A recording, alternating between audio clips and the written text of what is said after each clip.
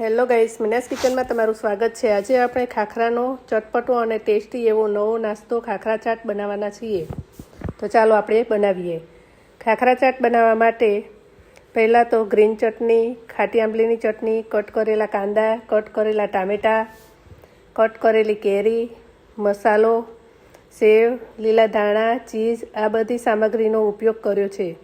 ખાખરા ચાટ માટે પહેલાં તો ખાખરા લઈ લીધા છે। પછી તેની ઉપર ગ્રીન ચટણી, ખાટી આંબલીની ચટણી, કટ કરેલા કાંદા, ટામેટાં, કેરી, ચટપટો મસાલો, સેવ અને પછી ચીઝ છીણી લેવું। પછી તેની ઉપર લીલા ધાણા એડ કરી લેવા। પછી સામગ્રી તૈયાર હોય તો ખાખરા પણ ચાટ 5 મિનિટમાં બનીને તૈયાર થઈ જશે। આપણા ખાખરા ચાટ બનીને તૈયાર છે। તે ખાવામાં ખૂબ જ ચટપટો અને ટેસ્ટી લાગે છે। વરસાદની સિઝનમાં આવો ચટપટો નાસ્તો મળી જાય એટલે બીજું શું જોઈએ। જો તમને આ વિડીયો ગમ્યો હોય તો વિડીયોને લાઇક કરો, શેર કરો અને ચેનલને સબસ્ક્રાઈબ કરો। મળીશું એક નવી રેસીપી સાથે। ત્યાં સુધી બાય બાય, થેન્ક યુ।